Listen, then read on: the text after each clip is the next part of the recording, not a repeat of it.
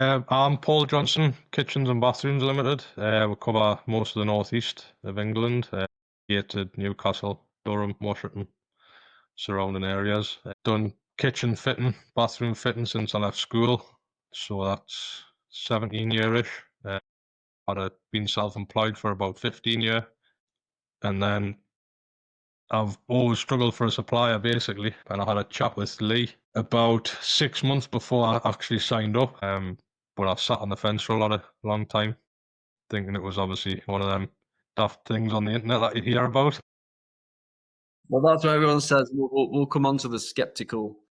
skeptical stuff. So, just going back to like when you were just first getting into kitchens and bathrooms, like how did that come about? How did you end up there? Well, I was a joiner, a qualified joiner on building sites. Then obviously, I think it was 2012 when the recession kicked in. Obviously, everybody got paid off. I just got into fitting kitchens on site a little bit, and then obviously went out on my own to chase the money, which never never really happened for about 12, 13 years, just making enough to Yes. get by, really. So, how did that? What did that look like when you say you went on your own? What did went on your own look like? We're just fitting kitchens for people, but obviously using any supplier, or if they had supplied it, we would just fit it, you know. We weren't supplying our own kitchens as such. I would recommend a shop to them, obviously get the plans and fit it, little bit of profit, not much, and then on to the next one. Never really getting much supply. Really, it was pretty much just fit onlys for the bigger shops, really. But like I say, I've always wanted to do the supply only, but there's a lot of supply and fit, sorry, but obviously there's a lot involved to get to that point. That was when, like I say, when I spoke to Lee about it, but I did sit on the fence for a little while. Yeah. So, why did you feel like? Why did you want to get into supply and fit? Well, it's just obviously it's supply, and you make more money as well. Obviously, you make money on the products, as everyone does really. I got sick of the unreliability of all the stores that you use as well, getting fobbed off with drones and having to sort stuff out yourself on site. And now, obviously, we sort the drones out ourselves. It's if things do go wrong, which they still do, it's just you get on with it and sort it out. Yeah. It's when you get a drone off a shop and then the small print it says up with the fitter to sort out any issues, you know, straight away it's why should it be when it's been planned by someone, you know? But yeah, So is it was always a struggle to find a supplier. it like the lack of control that was a major frustration before? Yeah, basically you end up feeling like you work for them shops, you know, and do the running around for them. Um, you weren't so much as your own boss, even though you were self-employed, you're still fitting for other shops, you know, which I get quite a lot now. It happened yesterday actually when I told the customer. She was asking who Paul Johnson was, so then I was like, "Well, it's me. I am Paul Johnson." And then I showed her my website. So whose website's that? And I was like, "Well, it's my website." I was like, "That's our website. Do all the plans and supply everything." But people are starting to understand that more now. Now I'm getting more of a presence online and stuff. That's starting to build a lot. What was the customer's perception then when you said, "That's me, that's my website"? What did she say? She was she was a bit taken aback at first, because obviously the websites are very professional and they look great. But then obviously when I spoke, well, I think she enjoyed the personal touch, you know. It's not just that's the company deal with someone, you're just a number. It's like I'll look after you, you know. So she's booked in for a measure next week, kitchen and a bathroom job. So it is good. It's sort of Well, really it positions you completely differently than being a fitter before, where you're just running around for the shops. yeah, basically. Obviously, I can sort the stuff out with the customer now direct, rather than having to get stuff off the customer and go back to the shops and can we do this, can we do that? Obviously, I've got all the answers straight away. Yes, we can, no, we can't. Why do you think it's so difficult for fitters to escape doing that? You know, like when they're just working for the sheds, the shops, the showrooms, because clearly a lot of them don't really want to do it, but they just have to do it. So, you know, I why think is you it so get, difficult? I think you get stuck in the rat race of getting paid every week, don't you? Really. quickly fit a kitchen this week and get paid, got the next one, fit another one. That's what some people like, I suppose, but it's knowing your worth as well. It's the same money every week, and and like I said before, if there's any mess ups on their part, it always comes on your toes, and you've got to go back another week and hold money. And if that happens now, it's up to us to sort it out straight away. What sort of person do you think thinks that actually I don't want to do this anymore and then wants to make a change? Like, what do you think it is that makes people go, do you know what? I've had enough of this. I need to do something else.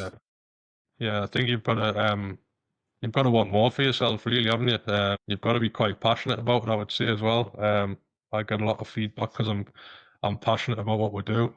Even when we haven't been successful at landing certain jobs, I'm still getting a nice review of people, getting reviews when I haven't even worked for them, but they're happy with the way we're going with everything, and they're impressed with all the software and the pricing that comes through, and so that's a good bit of feedback as well, even though How you're not getting important the are jobs. reviews?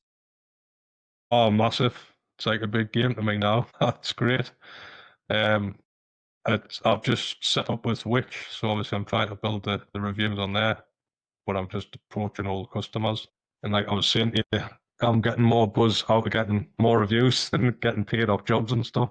It's like I say, it's like a big game really for me now. It's great. It's good fun. It's a lot easier to sell and make money the more reviews you get in it, really.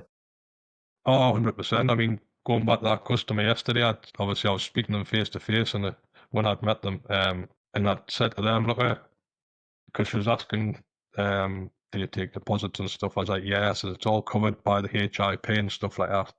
I said, but if you go online, I said, you'll see we've got Facebook reviews, we've got Google reviews, my builder reviews. I says, and we're now on Witch as well. I says, so there's lots of reviews. And say, oh, that's great to hear. You often get stung by people, so it all helps you. It helps you get that deposit through the door as well. Go on, mate. I think people think more of you when you've got more reviews. They think you're a lot more trustworthy. It reinforces the value that you offer and it stops the questions. And I think this is where some people, when they think I'm still fitting or I don't have many reviews and haven't got that sort of status yet, you just have to start though, don't you? You just got to start getting these Yeah, reviews. You've just got to start yeah. somewhere. Even just off little jobs at first as well. I mean, going back to my builder account, there's some of them I've just making garden gates off years ago, but it's a review. It's hard to get it going, but like I say, I don't really panic about the reviews now. It's more of a game now. As soon as I get my job over the line on the first day of the job and showing people what to do and stuff, I'll be dropping in that I want a 5-star review at the end of the job, straight away. Yeah, yeah. What's that? You want a little bit of skirting put on? That's no problem. Just nice 5-star review, and we'll put a bit of skirting on for you. Just little things. Yeah. And how important do you think? Because obviously you've got your own little design studio now, haven't you? So Yeah. do you think you would have that design studio if you hadn't been so religious in getting your reviews the way you have and building your brand in that way? No, definitely not. Definitely not. Like I said before, it's just a lot more peace of mind for people. Obviously having this little studio helps people with peace of mind as well because they've got somewhere to go. But the reviews outweigh that straight away, I would say. Yeah, 100%. So you're in that world then. So let's go back a little bit. You've moved into kitchens and bathrooms. You've seen that you want more for yourself. Then you see some bald guy on the internet talking about KBB, this, that, the other, trying to get you to do something different. So what were your first thoughts when you seen all this, and talk us through like how you felt and what you thought it was? And Initially, I was like, it's a load of shite, that. Pardon me French, but it's, you just, you see loads of stuff online. I oh, just so thought just it to was, stop you there, why, as a fitter at that point, why did you think it was a load of shit? well, there's a lot of daft adverts online. And me personally, years ago, we signed up for like an agency thing, and we got bumped for about 7.5 grand, which nearly finished with. I was working with another lad at the time, so obviously my guard's always up, and it didn't seem too good to be true.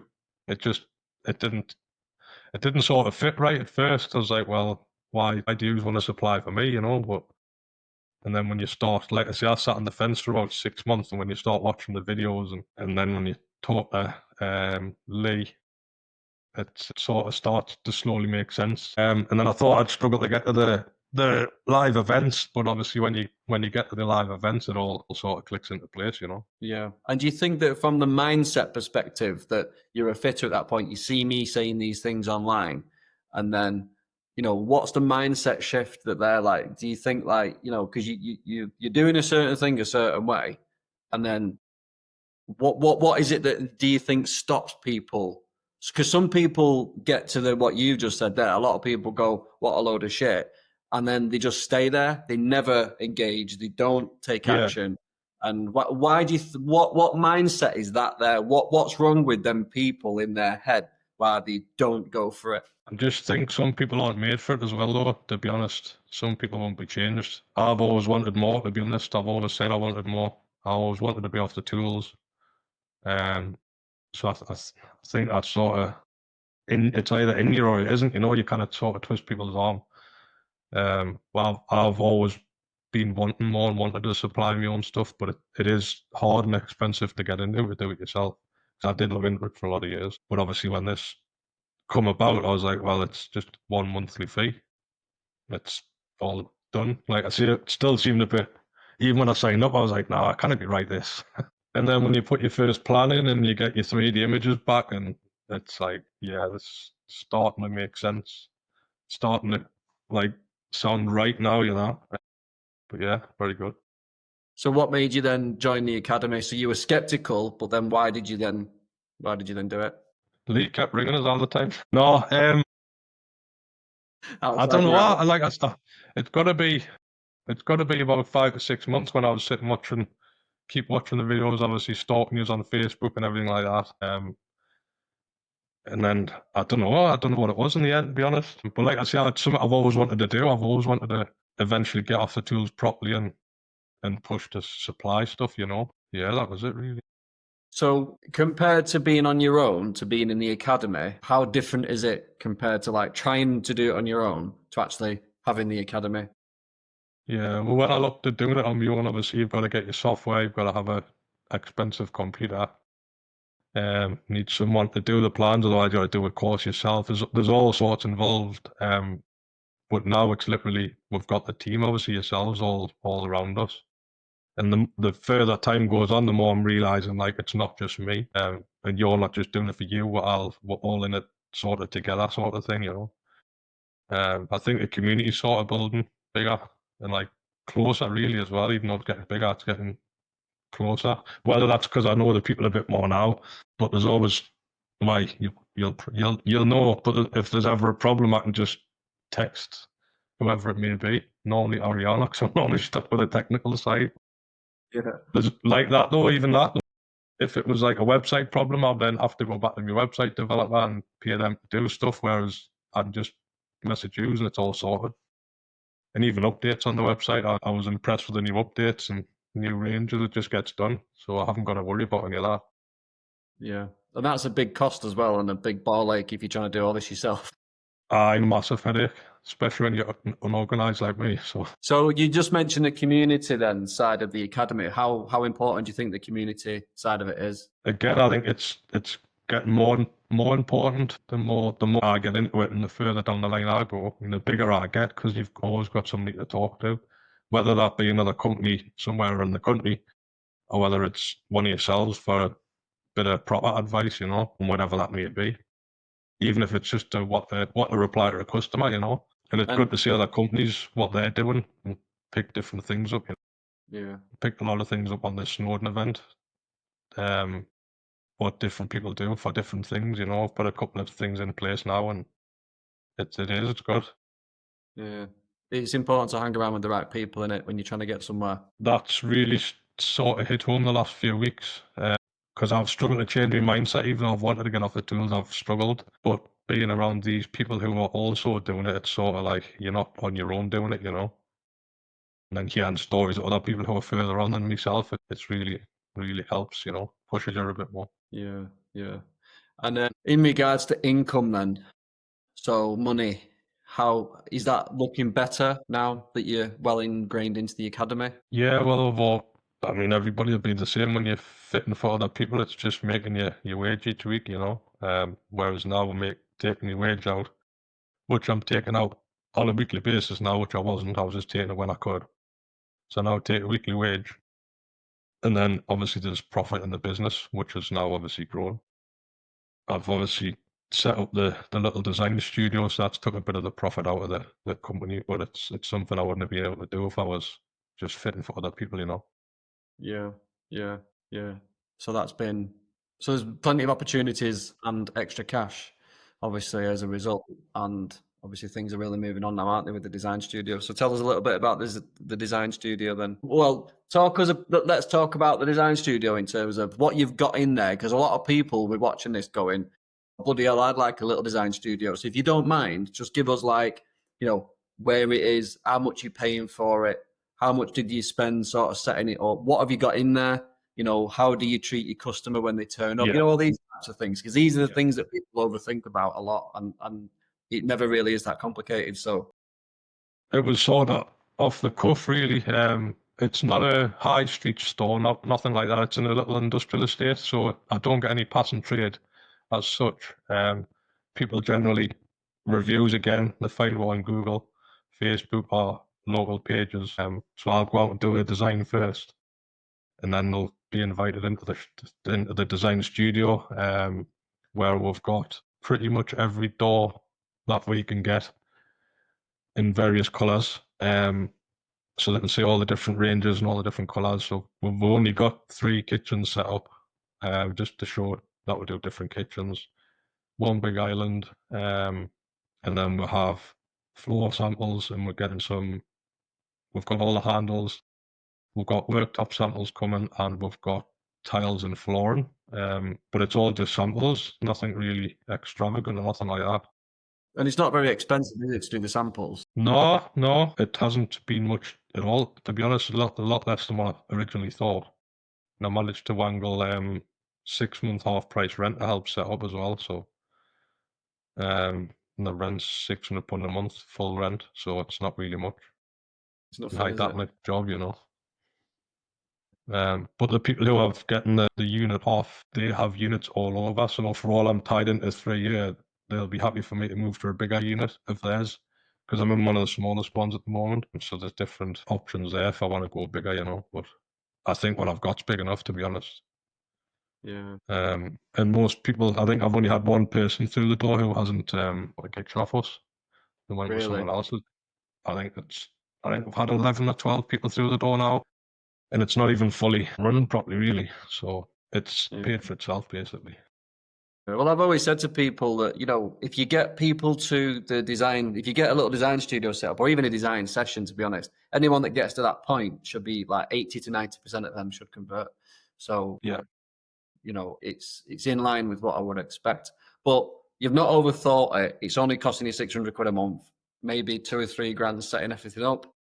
yeah, And the conversion rate, how it's impacting the customer journey. Because that's what it's about, isn't it? It's about making sure the customer journey is as slick as possible and that the yeah. customers got all the opportunity to make decisions. I mean, I've used the same local companies for a lot of years. Window Guy, Quartz Guy, Flooring.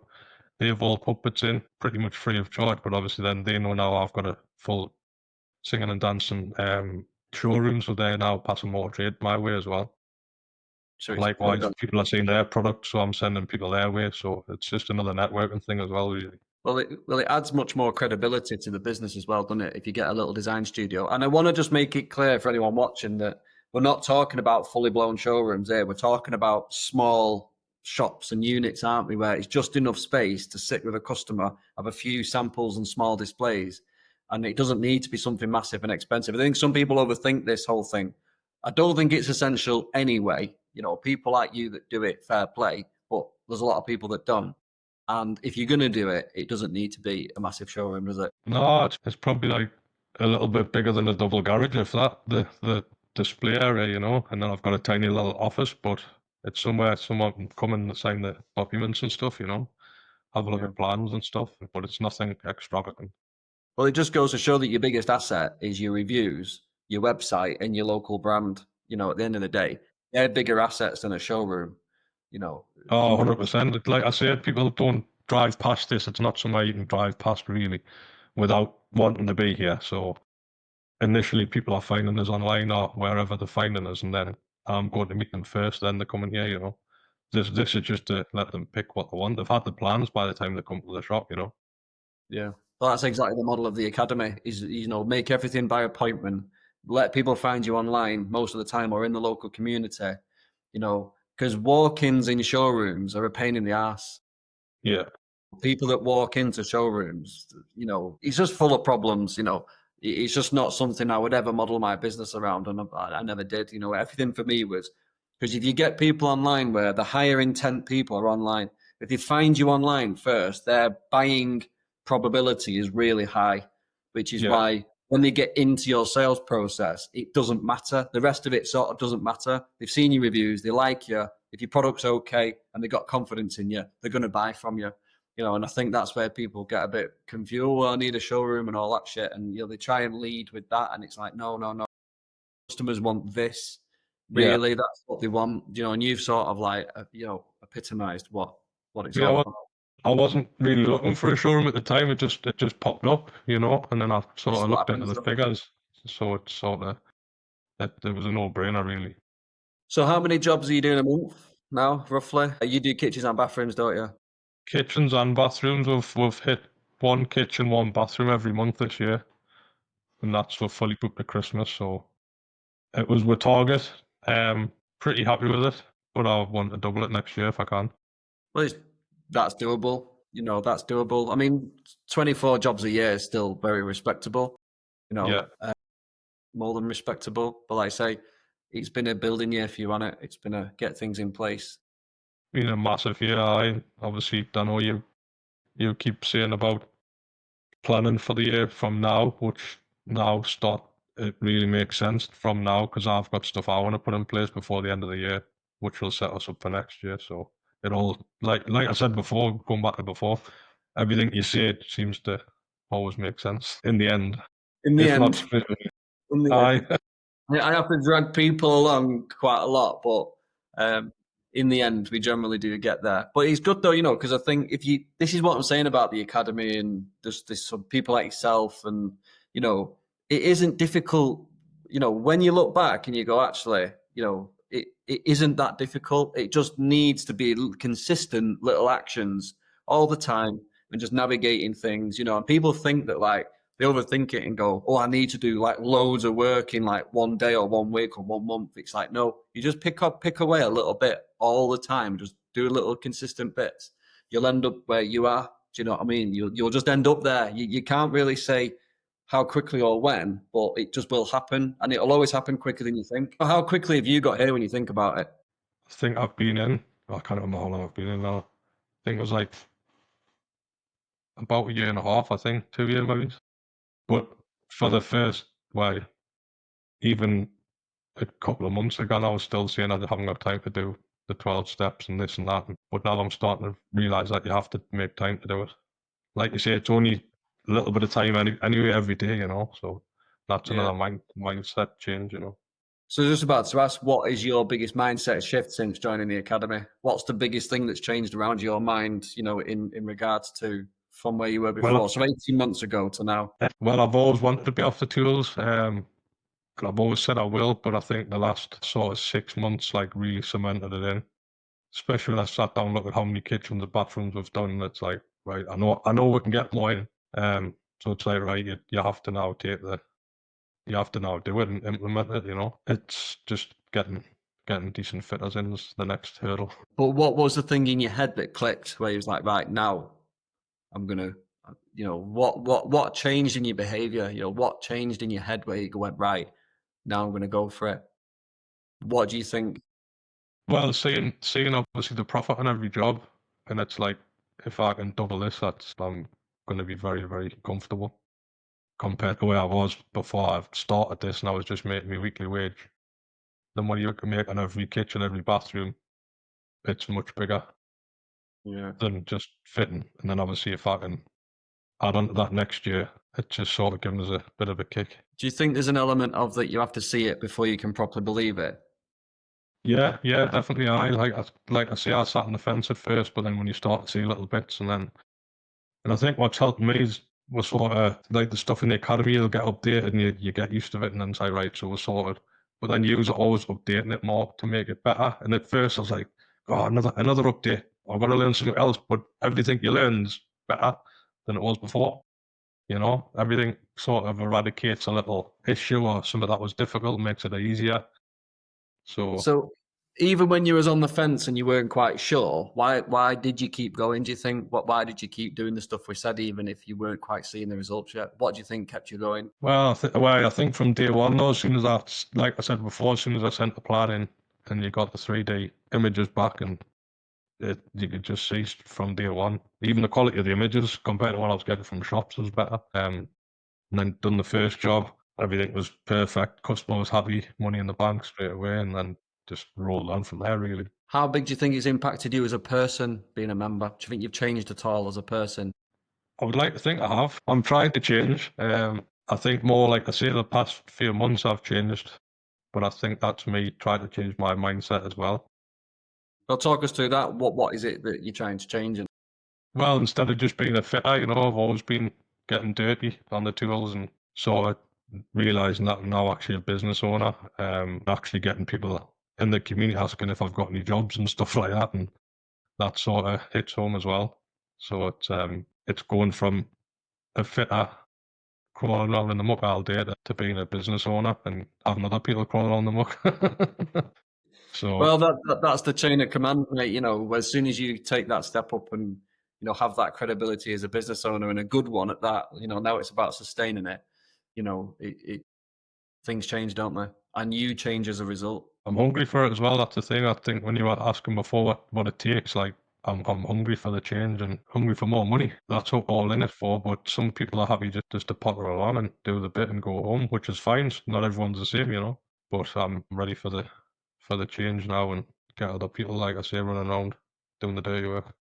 Yeah. And how do you think that this positive change has affected like your family, people around you? Have they noticed anything? Do you feel like it's made you better in other areas of your life, just being more focused and on it? Yeah, I am more focused and everything. I would say so. I mean, I'm healthier than I've ever been. I mean, that had to be done anyway, but I'm healthier than I've ever been, and I feel like I'm more present at home and stuff as well. For all we're doing more, I'm not working as many hours. I'm still doing the odd Saturday, but that's part of it, I think. But I am more at home and stuff like that. Especially with this design studio, I can sort of switch off now as well. Like, right, close the door and go home, worry about that, whatever it is to do tomorrow when you go back to work. Whereas Yeah. I've normally had stuff in the house all the time, and I know you never switch off from it, but at least you're not at work. You're more at home. Yeah, you have some separation. Yeah, Yeah. No, it's interesting, isn't it? Like how your business, when things are working well and going well, it impacts your family as well. And it goes because obviously fitters who are running around after the next paycheck sometimes have chaotic lives, don't they? oh, 100%. You end up being the busy idiot, don't you, running around? Again, the past few months, I've started to say no to jobs, whereas that's always been very difficult for me. Just daft little things. But I've started to realise now it's like you didn't need to worry about the little bits and try to keep every little person happy. It's more about the bigger picture, really. Yeah. It's easy. It's an easy trap to fall into that. And I think as tradespeople, we always think that the phone ringing and being really busy and saying yes to everyone is like the badge of honor. Yeah. Yeah, 100%. I seen a thing the other day. It was about being in your comfort zone and you just plateau and just stay at the same. I thought that's me. I've done that for years. You've hit the top, you top of where you are, and you just plateau and stay the same. And I need to get out of that comfort zone now and jump to the next bit, which I feel as though I'm doing. Do you think without the academy, it's easy for people to actually get out of that plateau? No, I wouldn't have. I would have just carried on plodding along, really. But like I said, it's all the help you get as well. Even if you don't attend, like I struggle to get on all the live events during the weeks and stuff like that. Obviously, everyone's busy and that. But even when you re-watch them and they're not live, you still get a lot of help and even just a bit of encouragement, just to hear what other people are saying. Yeah. Yeah. It is good. No, it really helps that, doesn't it? So what's the plan now then for you next 18 months? You've done really well in the first 18 months in the academy. You've got out of that plateau. You've become a business owner. You've got a design studio. That's a really good start, 18 months in. That's more than what most people achieve in 5 to 10 years. So Yeah. what's the next 18 months plan? Well, figures wise, I want to double me kitchens and double me bathrooms. And I would like to have a dedicated fitter on kitchens and bathrooms who just works for me. That would be my ideal thing. Whether they come on board or whether they're just done as a subcontractor. But I want, because I use the same people. I'm quite a loyal person, so I use the same tradesmen all the time. But obviously I've done all the fitting, the finishing and the fitting, whereas that now I would ideally like one in either a kitchen and a bathroom or all the time, basically. Yeah, keep them busy. Keep the cash coming in. Basically, yeah. I would like to be able to say, look, I've got you a job every 2 weeks or what have you, you know. That's my ideal. That's how you get the better people as well. Because at the Yeah. minute, it's obviously I've got a kitchen here, I've got a kitchen there, and you sort of struggle to get the best people, you know. Yeah. So just to wrap it up then, so for anyone that's sat on the fence, anyone that's looking at the academy and not sure, or they've just found it and they don't know what to do, what would you say to someone who's like where you were 18 months ago and they're thinking about joining? What would your message to them be? I'd get signed up pretty quickly and get to a live event, and you'll see what it's all about straight away. The lives during the week are very good, but it just makes your life not easier, but it makes your life a lot better. You're still your own boss, you're still your company, but you've got a big team around you. It's not just yourself, and it's not just Lee. There's other people there who help with everything, literally everything, whether that's a product, technical, anything, you know. And like I said before, even a message to a customer, if you're unsure what to say, there's always somebody there. Even 10 o'clock at night, you get a reply. Yeah, So you don't get yeah, that many stop, days. stop sitting on the fence and get signed up. Brilliant. Have you got anything else that you think would be helpful for anyone to know about your journey that we've not mentioned, or anything you want to add in? More about the lives again, really. I remember a conversation with Lee. Had the big before I'd signed up, and he was saying obviously there's live events down Manchester and stuff, and I was like, look, I can't get down there.